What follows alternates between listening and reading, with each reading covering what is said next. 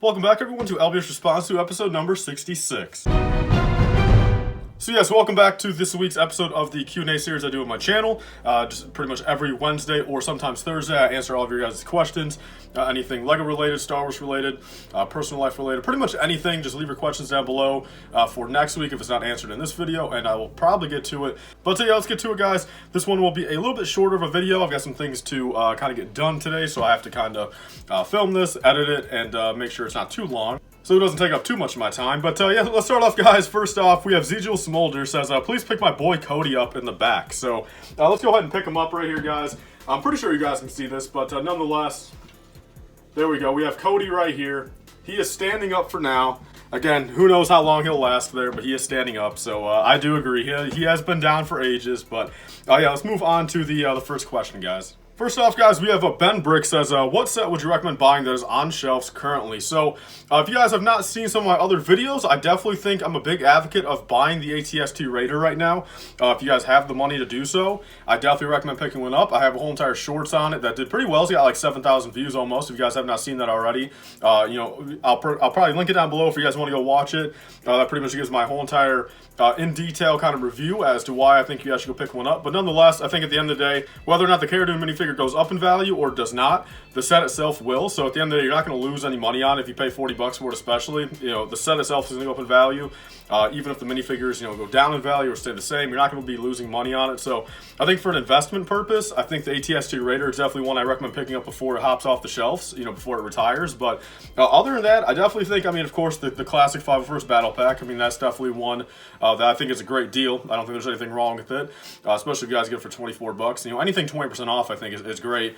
Same with the AAT, of course, if you guys don't already have that. But nonetheless, I think, any of those sets, I think, again, 20% off. Really, anything you're looking for, just get it for at least that 20% off, and it will be a good deal, on the shelf for sure. But there's my answer to that.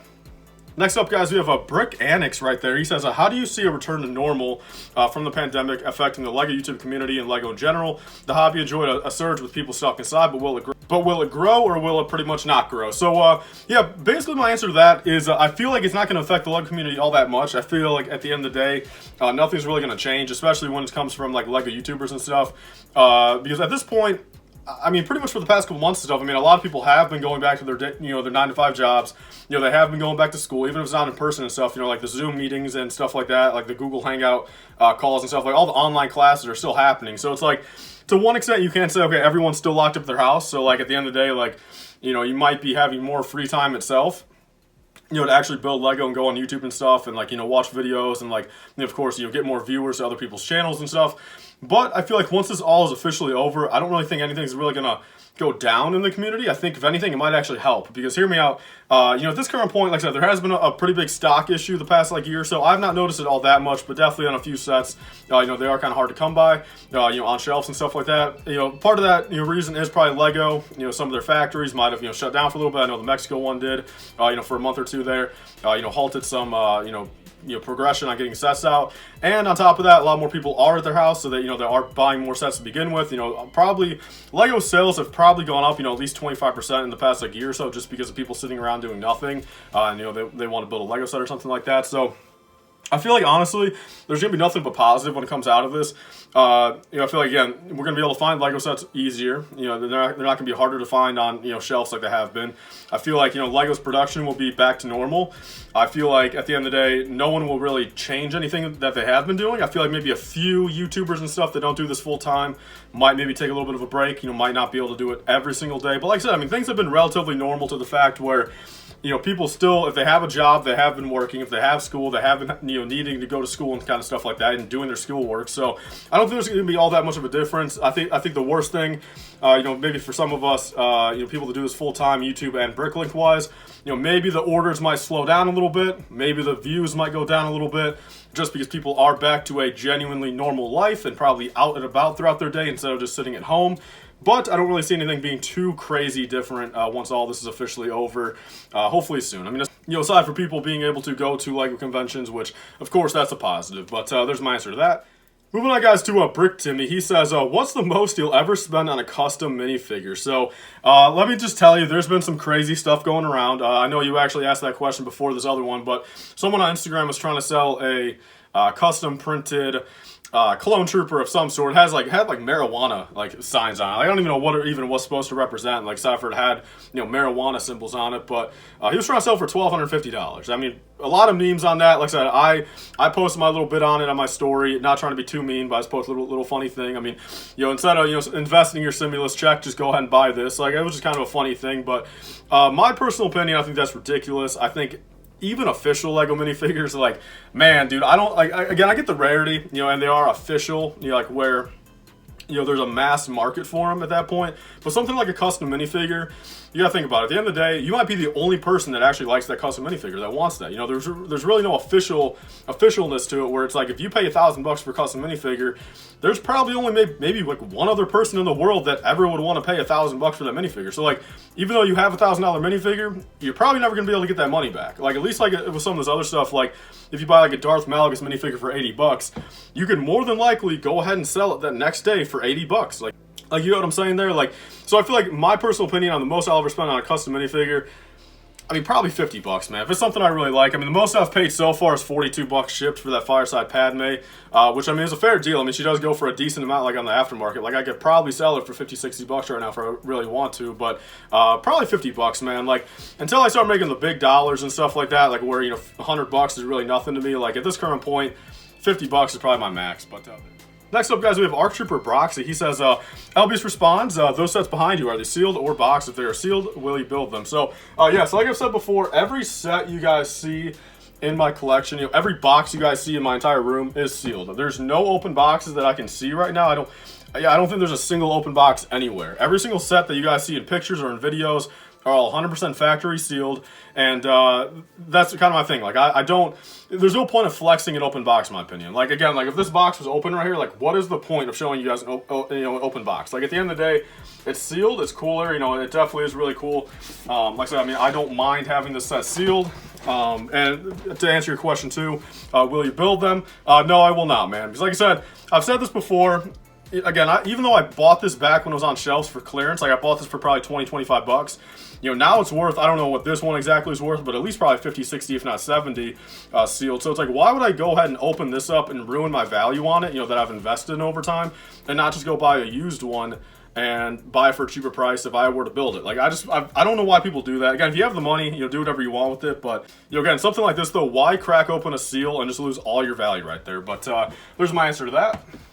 Next up, guys, we have Aiden Productions. He says, what is your favorite sport if you follow sports? By the way, what's your favorite team then if you have one? And also, what's your favorite CAC minifigure? So, my favorite sport is baseball. Like I said, I've played baseball pretty much all my life, all the way up. I played since, T-ball years when I was like, 4 or 5, all the way up until junior year of high school. So, pretty much like, 8 years there, 10 years almost. So, that's my favorite sport. My favorite team from baseball would be the Cubs. I kind of grew up having to be like a White Sox fan. A lot of my family was a White Sox fan. We grew up in Chicagoland area, and a lot of them were White Sox fans. But then pretty much once I got like old enough to really have my own opinion, I believe it was like the 2013 or 2014 season. I started watching the Cubs a little bit more, since a lot of my friends were kind of into the Cubs a little bit more. That was kind of like at my school, at least, or like in my friend group, like the Cubs were kind of like the better team than the White Sox. And I believe at that time the Cubs were even doing better than the White Sox. But then of course, come 2016 when they won the World Series, that kind of sealed the deal with them really just being a fan favorite team. Again, I think the 2015 to the 2016 roster was absolutely crazy. Like, some great, just a great team right there, and overall just great players, great like attitude and stuff, and like just great team to watch. Like, I truly enjoyed watching every game the 2015 and 2016 season.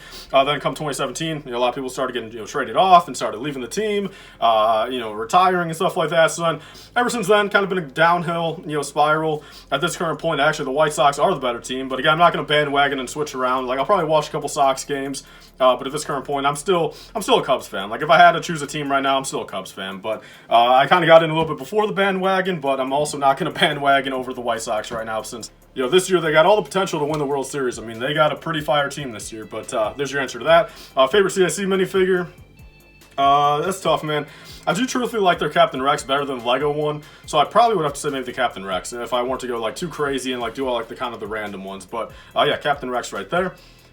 Next up, guys, we have Cannon Smith says, when do you think they'll release another clone battle pack? If I had to take a wild guess right now, I would say 2022 winters. A double A Brick says, what is your favorite alphabet starfighter from Star Wars? Example, X-Wing, A-Wing. Probably the X-Wing. I truthfully like how they look the best. I think the X-Wings, especially like when you get different colors of them and stuff, I think the X-Wing truthfully does look like a pretty cool ship. I eventually do want to get a UCS one, the Red 5 one to build. I do have one sealed, but again, there's no point of just me cracking that set open. I'd rather just get a used one and build it. But yeah, there's that. Next up, guys, we have Rage C. He says, what video games do you or did you play? And pretty much I just played Xbox 360 all my life. That's pretty much been the only console I've regularly played. I've had my DS's and stuff over the years, of course. Nintendo 64, if you really want to count that. But yeah, so DS games, pretty much just the Pokemon games and Mario Kart.